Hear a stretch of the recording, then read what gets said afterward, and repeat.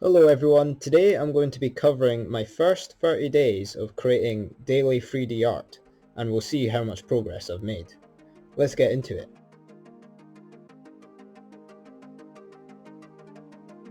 So, to start off this video, I'm going to go over a quick summary of what progress I made over these 30 days, and I've split it into 3 stages. So with stage 1, used my Blender knowledge to make 3D art in cycles, as you can see on that first 3D render at the top of the screen. For stage 2, which started at around mid-April, was when I was improving the quality of my assets and experimenting with new techniques. For example, one of the techniques I experimented with was the depth of field on the camera and volumetrics. In stage 3, I started switching to Blender's real-time engine called eevee. I'm focusing on improving my lighting, as you can see on those bottom 2 pictures. So here we have our first render, April 6th, and I've put stage 1 there to show this is the start of stage 1. So as you can see, this is fairly shabby, and this was also made in cycles. This was actually an animation on my Instagram, but I couldn't upload an animation onto this PowerPoint. For day 2, on April 7th, I made this swimming pool scene. I'm still fairly happy with how the model itself turned out, but the texturing, especially on that pool house, needs a lot of work, as well as that t-shirt that my original character is wearing is using an emission shader where rather than relying on the lighting.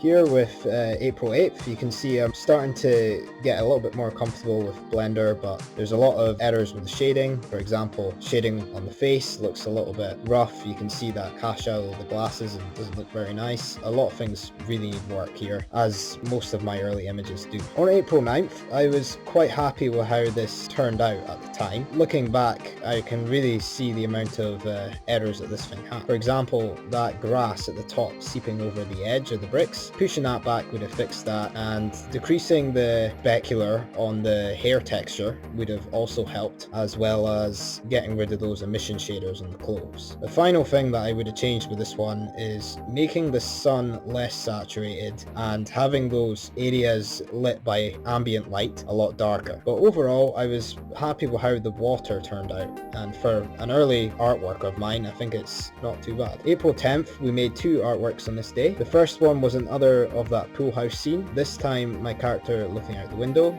at nighttime. Similar issues as before, skin texture still needs work, but I do that at a later stage. And here on the second image at my right, this was probably the first image which I was fairly happy with. It's just a simple lake underwater, fairly abstract architecture I came up with, put a little bit of grass there as well. So I would say the actual concept of this image was really good, but the lighting still needs a lot of work. I think having that spotlight more on the character would have helped a lot, and improving the textures and fixing that lighting. Now April 11th marks the beginning of stage 2, which is when I started working on assets, but still using cycles. As you can see, I followed a few tutorials and I used some of my new Blender knowledge to create this updated character model. What I done here was I removed those 2D eyes generated by Leroy Studio and replaced them with some which I made manually, just a sphere and some nice eye textures. The glasses weren't updated, but I updated the skin texture with a better subsurface, so now you can really see that red glow through the ears there. I don't really do much updates to the clothing at this point, but the skin, eyes and hair were definitely looking a lot better. On April 12th, this was my first time using volumetrics, and although this one was made on April 12th, it wasn't uploaded till midnight on April 13th because of the ridiculously long render time in cycles. This was an important experience for me because I learned how much resources volumetrics takes, as well as those particle systems for the grass. This image is definitely not one of my favorites, but I think it was still a good learning experience for me. April 13th, I created a brand new character model, as you can see on the left, which would be my original character's new friend, and I also done another rework on that underground lake, this time at a different angle, and I also put that spotlight down to have a nice lighting on the character, bringing the focus to that point. Overall, I would say my lighting has got better by this scene, but it's still not perfect. On April 14th, I done another scene in that kind of photo shoot brick alley, and this time I kind of done a better job of the lighting, but it's definitely not perfect. This time I increased the light size, so those nasty cast shadows of the glasses were no longer showing. One thing I would improve here is go back to those shader on the eyelashes and the eyebrow, increase the roughness values and decrease the specular values, just to make them more matching the colour of the hair. On the second image on the right, this was my first experiment with depth of field. Could have used a little bit of work. PBR textures were definitely just stuck on there, so that could definitely have used a lot more work. But I'm very happy with that I done this project. It was quite a long one, quite a few hours to make and quite a few hours to render as well, but still good learning experience nonetheless. April 15th, this was when I felt like things were starting to change in my 3D art. This definitely isn't one of my best images, but it's definitely the mark of a good new start in my 3D art career. So I used this PBR texture for the road from CG Bookcase, as I do with most of my textures, and I left the clothing and skin textures as they have been before. This was also rendered in cycles, as all the previous ones have been, and I also stuck an emissions shader on that phone, which I think, looking back, could have been made a bit bigger. I was fairly happy with how the rain turned out and that fog using the volumetrics. On April 16th, I created my first fan art 3D model, or at least the first one to post on social media. This was Aqua from Konosuba, who I've used in quite a few posts since, and I was very happy with how the model turned out. It was a long day, but I'm glad I made it. A good challenge for me to do. April 17th, we have another asset improvement. I don't know if you can notice, but this time it is the glasses. As you can see in the first image, it's just a simple texture, which I quickly slapped on there in a rush ages ago. And in the second one, I've made a properly modeled glasses, put that on there, and it definitely looks a lot nicer. In terms of this sort of lighting in this scene, definitely could use a lot of improvement, but I was only really focusing on doing that modeling rather than the lighting. April 17th, I made something more abstract than I have in the past. This was just something that came to me and I just put it together using a few assets I already have and putting on some nice PBRs for the floor and the wall, and I also made that rug and that ruby ball. This post was well received, and because of that I did continue to make some more abstract art in the future. On April 18th I made my first 3D artwork, if you like, using Aqua from earlier. This time just a simple picnic scene. The lighting could have used a lot of work. I feel like the shadows did not have enough contrast, so although the areas in shadow are lit by ambient light or the sky, it could be a little bit darker in order to increase the contrast, which would really make the image look a lot better. Next month, when I go over 60 days of daily 3D art, I'll go over the updated version which I made recently on this post. On April 19th, I remember being fairly happy with how this turned out, although there are a few things I would change now. But this was a good jump for the clothing, because as you can see, if you look closely, you can see that the hoodie has a nice sort of clothing fabric texture on it. Could have used a little bit of work, could maybe be a little bit smaller, but it definitely does add a more realistic look to it. And I've also created this sort of denim texture on the shorts, although you can't really see it too well because of how I've lit this scene. Because it's in cycles, the metals turned out nicely on the chairs. The PBR texture for the brick wall needed to be flipped 180 degrees because I had actually had it the wrong way around. April 20th, I was putting a lot of work into creating a updated rig for my character model, so I really just threw this scene together. You might recognize the environment from that ruby ball scene. It's the same environment, but new poses and new lighting. April 21st, we made two posts this day. First, I went back to this stepping stone scene from earlier, tried to improve the lighting, and I threw Aqua in there as well. The lighting is better, but I definitely nowhere near as good as I would make it now. I think the contrast still needs to be increased further, and the PBR textures need to be fixed completely. As for this other image, which was almost like a subway ticket station bit, fairly happy with how the models turned out. However, I feel like those PBR textures on the walls and the roof could be scaled down a wee bit because those bricks seem far too big. April 22nd marked the beginning of stage 3, which was the first time of using eevee in Blender, which is Blender's real-time engine. Here were the results I got on my first day of using eevee. Fairly mediocre and also fairly rushed since I was doing other things in Blender this day, and there was a lot of failures, so I had to really throw something together to make up for my first day. But lighting pretty horrible, but overall for a first time using eevee, I'm not too fussed about it. On April 23rd, I made another animation, this time a thank you animation of just a thank you falling down from the sky, my character catching it. If you want to see this animation, you can check out my Instagram at Blender Inferno. It is quite an old post now, April 23rd, and that was to mark 50 followers. So thank you to everyone who's followed. On April 23rd again, I believe this is, second post of April 23rd, I made this subway scene similar to that one from before, but I also threw in this train I made. Still getting used to using eevee's screen space reflections, so I still had a lot of work to do here. The lighting had improved from my previous eevee render, but a lot of work still needed to be done here. April 24th, I challenged myself and made another animation, this time a simple one with experimenting with lighting in eevee, where my character claps their hands, the lights turn off, and then this tree goes red.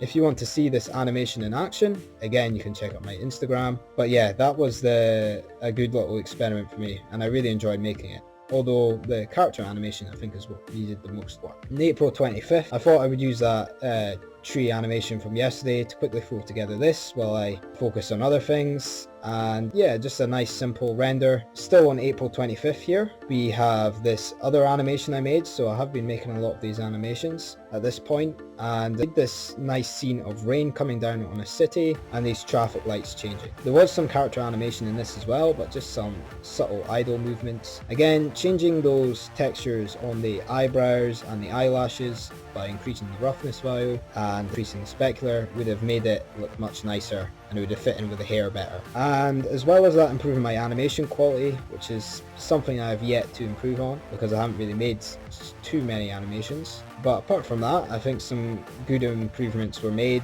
with this post. On April 26th, I went back to making something a little bit more abstract. Just these stairs going down into the floor. A few things need improvement here, but PBR textures definitely stick out as something I could improve. On April 27th, we have one of my most popular posts, mainly for the concept I would say, rather than lighting inside a blender. We have this abstract piece of some floating glass balls and my original character sitting on the floor. I used 3 light sources in this image, I believe. Fixing up the lighting so those shadows look a lot nicer would definitely help this image. April 28th, we made another scene inside of a subway, this time inside the subway train itself. The thing that needed the most work here, I would say, would be the textures on the train itself. Make it a little bit more interesting than just a plain flat metal, and also making the metals look a little bit nicer inside it.